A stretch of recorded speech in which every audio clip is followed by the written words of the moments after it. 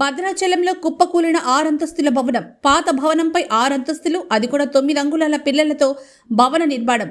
దీంతో కుప్పకూలిన భవనం. శిథిలాల కింద పడి 6గురు మృతి చెందారని స్థానికులు చెప్తున్న సమాచారం. ఇంటి యజమాని కుటుంబ సభ్యులు శిథిలాల కింద ఉన్నట్లు సమాచారం. ఈ బిల్డింగ్ కట్టేటప్పుడు నేను పుణ్యం ప్రదీప్ అన్న మేము గొడవ చేస్తాం. ఆ వీడియోస్ అన్నీ ఉన్నాయి. ఇవో ఏం లేదు.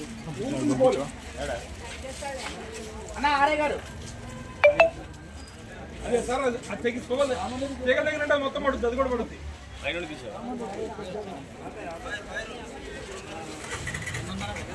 భద్రాచలంలో కుప్పకూలిన 6 అంతస్తుల భవనం. పాత భవనంపై 6 అంతస్తులు, అది కూడా 9 అంగుళాల పిల్లలతో భవన నిర్మాణం.